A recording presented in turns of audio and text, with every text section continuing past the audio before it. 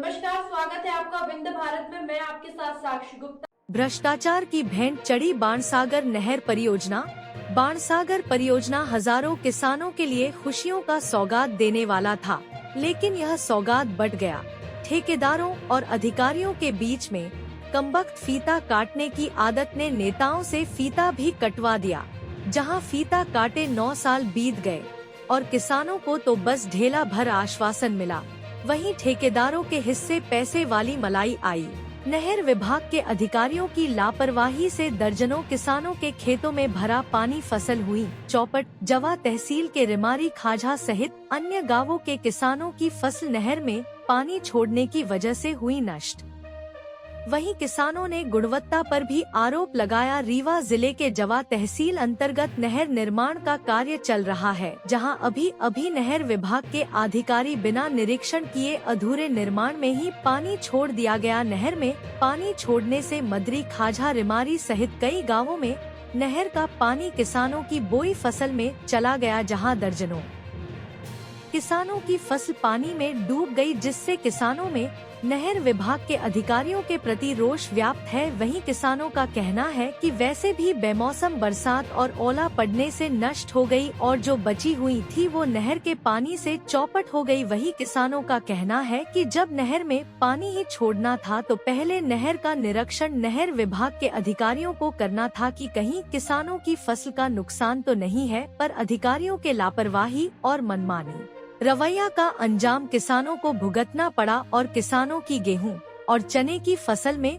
पूरी तरह से पानी भर गया, जिससे किसानों की फसल पानी से डूब गई। वहीं किसानों ने प्रशासन से नहर विभाग के लापरवाह अधिकारियों पर कार्यवाही करते हुए फसलों की नुकसानी की मांग की।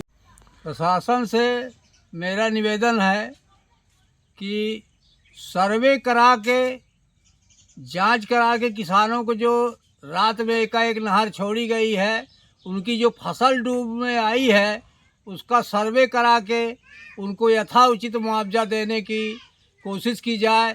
इस चैनल के माध्यम से मैं निवेदन कर रहा हूं कि जो क्षति हुई है उसको किसान को जांच करके उसे मुआवजा दिया जाए। बस मैं इतना इसके बारे में निवेदन कर रहा हूं कि किसान जो है फसल तैयार जो है पकी हुई फसल जो है सब उसकी जो है जरसल गई है, उसी में जो है भारी नुकसान हुआ है।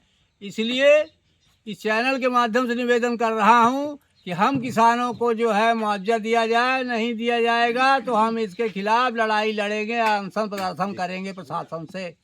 कब फूटी थी नहर? ये नहर जो है कल शाम को फूटी है 7 बजे, 8 बजे रात। सभी ग्रामीण लोग इकट्ठे हुए हैं, जितने हर चल रही थी। बरसात से दुगुना तिगुना पानी चल रहा था और रात में ही एक नाला था, उसमें जो है गुणवत्ता विहीन जो है पुलिया के पास जो है नहर बंधी थी, बड़े बोल्डर लगे हुए थे, उस नाला में पलटी खा गया। नहीं शायद गांव भी डूब में आ जाता अगर नाला में पानी नहीं जाता।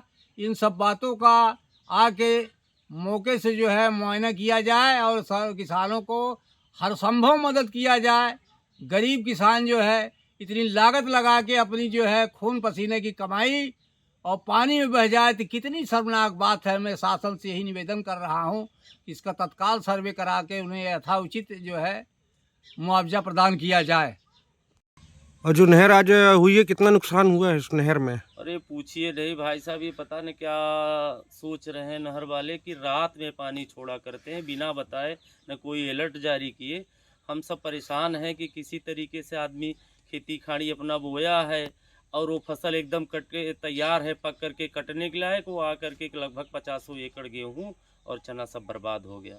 अगर ये बता देते तो हम लोग समुचित व्यवस्था करते, चूँकि इनकर पचन के जौने मेरे से नहर बनाए हैं वो एकदम यही दुर्दशा है। सुनील लागन की जहाँ पानी छोड़ते हैं वहीं बह जाते गांव, नुकसान हो लागी। शासन प्रशासन से क्या मांग करते हैं? शासन से मांग करी लागन कि हमारे किसानन के बीच में ये पानी जब छोड़े तो कम से कम बताए के छोड़े, और जहाँ जहाँ यह खराबी उनका पता है तो उकर नुकसानी उकर कम से कम ऐसा बनवावे कि लोगन के उसे नुकसान न हो, उसे कम उपयोग। और जौन ये 50 एकड़ गेहूं बर्बाद हो गए। ग्रामीण बहुत मेहनत से रात रात जाग के बनाए हैं, तो उनका कम से कम नुकसानी भरपाई के लिए कुछ सर्वे उर्वे कराए के उनका दें और आगे के लिए सचेत हो जाए कि जहां पानी छोड़े के पहले अलर्ट भी करें और कम से कम उसका सुरक्षित करें कि यह नुकसान न हो किसानों के।